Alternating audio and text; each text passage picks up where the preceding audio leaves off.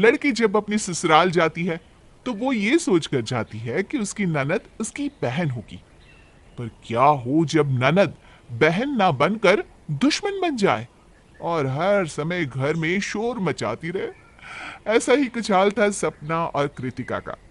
सपना और कृतिका अपनी ननद पीहू से परेशान थी, क्योंकि पीहू हर समय घर में कोई ना कोई हंगामा करती रहती। ऐसे ही एक दिन, माँ जी 9:30 बज चुके हैं, पीहू को उठा दीजिए ना, वरना उन्हें कॉलेज के लिए लेट हो जाएगा। अरे बहू, क्यों तू मेरी बेटी से इतना जलती है? बेचारी थोड़ा सो ही तो रही है, सोने देना।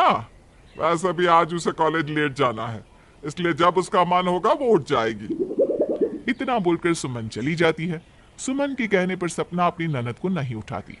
पर कुछ देर बाद कृतिका को याद आता है कि रात में सोने से पहले पीहू ने कृतिका को बताया था कि आज उसके कॉलेज में फंक्शन है, इसलिए उसे कॉलेज लेट जाना है। पर उसकी रिहर्सल अभी पूरी नहीं हुई, इसलिए वो जल्दी जाएगी। सपना, हमसे एक गलती हो गई। मुझे अब याद आ रहा है कि हमारी शोर मचाने वाली ननद ने सोते टाइम मुझसे नींद में कहा था कि उसे अपने रिहर्सल के लिए जल्दी जाना है। 10 बजने वाले हैं, जाकर जल्दी से उठाओ उसे। दीदी, मैं नहीं जा रही अब उसे उठाने। अगर मैंने उसे उठा भी दिया ना तो वो अपनी गलती मुझ पर थोप देगी। और माँ जी ने कहा है कि मैं छोड़ दूं उसे और सोने दूं। और वैसे भी उसने आपको ये बात नींद में कही थी ना। उसकी नींद में कही हुई बातें कितनी सच होती है और कितनी झूठ, ये कोई नहीं जानता। दोनों देवरानी जिठानी आपस में बात कर रही होती है कि तभी घर वालों को पीहू के चिल्लाने की आवाज आती है। पीहू की आवाज सुनकर सब उसके कमरे में जाते हैं, जहां पीहू अपना फोन हाथ में पकड़कर रोते हुए अपनी माँ से कहती है, माँ मैं लेट हो गई। आज मेरे कॉलेज में फंक्शन था, सबको कॉलेज लेट जाना था पर मुझे जल्दी जाना था। मेरा रिहर्सल था मेरा रिहर्सल छूट गया और ये सब कुछ भाभी की वजह से हुआ है। भाभी, मैंने आपको सोने से पहले बताया था ना। पीहू, पर माँ जी ने ही कहा कि हम तुम्हें सोने दे। अगर हम तुम्हें जल्दी उठा देते तो तुम्हारी नींद खराब हो जाती, तो भी तुम शोर मचाती। इसलिए माँ जी के कहने पर हमने तुम्हें सोने दिया। अपनी गलती छुपाने के लिए माँ पर झूठा इल्जाम लगा रही हो। माँ, देख रही हो ना तुम, ये सब ना तुम्हारा बढ़ावा देने का ही नतीजा है।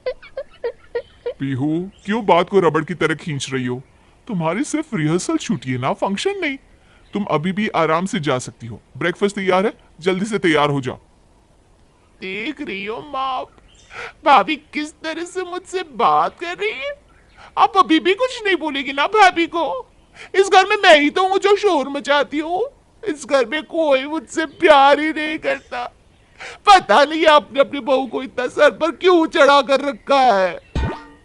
पीहू चाहती थी कि उसकी माँ अपनी दोनों बहुओं को खरी खोटी सुनाए, पर क्योंकि सुमन अपनी बहू को कुछ नहीं कहती, इसलिए पीहू अपनी ही माँ से नाराज हो जाती है।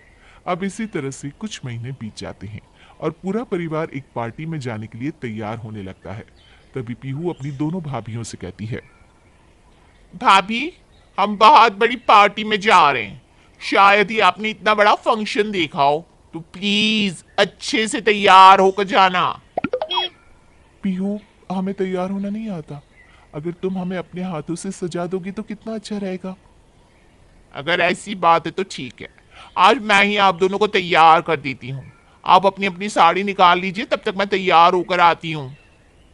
हम साड़ी पहनकर नहीं जा रहे हैं, बाहर बहुत गर्मी है, सूट ही ठीक रहेगा। भाभी, आप दोनों इस घर की बहू हो, बहू बनकर रहो। बाहर न जाने कितने मेहमान होंगे और आपको हीरोइन बनने की पड़ी है। मैं कुछ नहीं कहती, इसलिए आप दोनों अपनी मनमानी करती हो।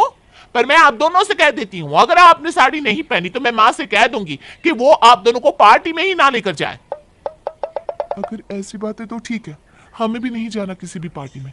तुम आराम से जाओ और कह देना मेहमानों से कि तुम्हारी भाभियां बीमार हैं।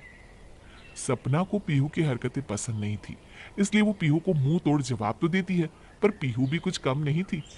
वो भी अपनी भाभियों को सताने का कोई मौका नहीं छोड़ती और बाहर जाकर अपनी माँ से कहती है, माँ, भाभी ने तो ठान रखी है कि वो हमारी नाक कटवा कर रहेगी। मैंने तो बस इतना कहा कि सूट के बदले साड़ी पहनकर चलो, तो दोनों भाभी मुझसे नाराज हो गई और मुझे ही भला बुरा कहने लगी। अब आप ही बताओ, मैंने कुछ गलत कहा क्या? नहीं बेटा, तूने कुछ गलत नहीं कहा। अगर वो दोनों अपनी इस अकड़ में रहती है तो रहने दे, कोई जरूरत नहीं है उन दोनों को ले जाने की। सुमन भी अपनी बेटी की बात में आ जाती है और अपनी बहू को अपने साथ लेकर नहीं जाती, जिस वजह से कृतिका और सपना अब अपने घर वालों के साथ बाहर जाना बंद कर देती हैं। ऐसे ही एक बार सपना कुछ दिनों के लिए अपने मायके चली जाती है और इसी बीच कृतिका की तबीयत खराब हो जाती है, जिस वजह से वो घर के काम नहीं कर पाती। घर का काम ऐसे का ऐसे ही पड़ा था, इसलिए सुमन खुद घर के काम करने लगती है। तभी वहां पीहू आकर अपनी माँ से कहती है, माँ, तुम क्यों काम कर रही हो? तुम्हारी दो दो बहू है, फिर भी तुम घर के कामों में लगी पड़ी हो। कहाँ है भाभी? अरे पीहू बेटा, सपना बहू अपने मायके गई है कुछ दिनों के लिए और कृतिका बहू की तबीयत ठीक नहीं है, तो मैंने सोचा कि आज मैं ही काम कर लेती हूँ।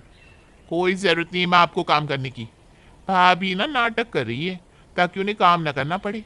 और अगर उनकी सच में तबीयत खराब है तो आप सपना भाभी को क्यों नहीं बुला लेती? बहू होने के बाद भी आप घर के काम खुद करोगी, ये आपको शोभा नहीं देता। पीहू अपनी माँ को घर का कोई काम नहीं करने देती और कृतिका के कमरे में जाकर उसके ऊपर चिल्लाने लगती है। भाभी, आपके घर वालों ने आपको कुछ सिखाया नहीं कि ससुराल में कैसे रहा जाता है? आपको शर्म नहीं आ रही अपनी सास से इस उम्र में काम करवाते हुए? पीहू, अपनी जुबान को लगाम दो। ये घर मेरे अकेले का नहीं है और ना ही मैं इस घर की नौकरानी हूँ। मेरे माँ बाप ने भी मुझे बड़े नाजों से पाला है। तुम इस घर की बेटी हो, इसका मतलब ये नहीं कि सबके सर पर बैठकर नाचोगी। तुम अपने माँ बाप की लाडली हो, मेरी नहीं। और मैंने माँ जी को नहीं कहा था काम करने के लिए, माँ जी खुद गई थी काम करने के लिए। और वैसे भी अगर महीने में एक दिन माँ जी घर के कामों को हाथ लगा भी लेंगी तो क्या प्रॉब्लम है? अरे तुम भी तो इस घर की बेटी हो, तुम्हें नहीं लगता कि तुम्हें भी घर के काम सीख लेने चाहिए ताकि तुम्हारे ससुराल में तुम्हें कोई खरी खोटी ना सुना सके? आज कृतिका चुप नहीं रहती और वो भी सपना की तरह पीहू को मुंह तोड़ जवाब देती है, जिसके बाद पीहू रोती हुई अपनी माँ के पास जाती है और छोटे बच्चे की तरह अपनी भाभी की शिकायत करने लगती है। माँ, मेरी तो इस घर में कोई इज्जत ही नहीं है, मुझे सच में कोई प्यार ही नहीं करता। भाभी तो मुझे हमेशा भला बुराई कहती है और हमेशा मेरे पीछे ही पड़ी रहती है। अरे पीहू बेटा, अब क्या हो गया? क्या बोल दिया अब तेरी भाभी ने? भाभी कह रही है कि वो इस घर की नौकरानी नहीं है और अब से मैं भी इस घर के काम करूं ताकि ससुराल में कोई मुझे खरी खोटी ना सुना सके। माँ, तुम ही बताओ, क्या मुझे घर के काम करने नहीं आते? क्या मैं इतनी कामचोर और आलसी हूँ जो भाभी मुझसे इतनी बड़ी बात कह रही है? सुमन अपनी बेटी की आंखों में आंसू नहीं देख पाती और बिना कृतिका की गलती उसे भला बुरा सुनाने लगती है और उससे नाराज हो जाती है। कुछ दिनों बाद सपना घर आती है और घर का सन्नाटा देख अपनी जिठानी से कहती है, दीदी, आपने हमारी शोर मचाने वाली ननद को सीधा कर दिया क्या? मैं कुछ दिनों के लिए मायके क्या गई, इस घर में तो सन्नाटा ही छा गया। आखिर हुआ क्या? कृतिका अब सारी बात सपना को बताती है। सारी बात जानने के बाद सपना को अपनी ननद पर बहुत गुस्सा आता है और वो अपनी जिठानी से कहती है, आपने बिल्कुल सही किया दीदी, अब पानी सर से ऊपर जा रहा है। महारानी खाकर अपने बर्तन भी सिंक में नहीं रखती, अपने कपड़े भी हमसे धुलवाती है और हमें ही कामचोर कहती है। माँ जी भी ना हमेशा अपने बेटी की साइड लेती है।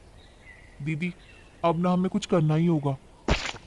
मैंने तो सोच लिया है, मैं कहीं नौकरी कर लूंगी ताकि मुझे इस घर से छुटकारा मिल सके। जितना देर मैं बाहर रहूंगी उतनी देर तो मुझे शांति मिलेगी। सही बोल रही है आप दीदी, अगर हम कोई नौकरी कर लेंगे और घर के कामों को हाथ नहीं लगाएंगे तब इस पीहू की बच्ची को अकल आएगी कि हम दोनों घर में रहकर कितना काम करते हैं।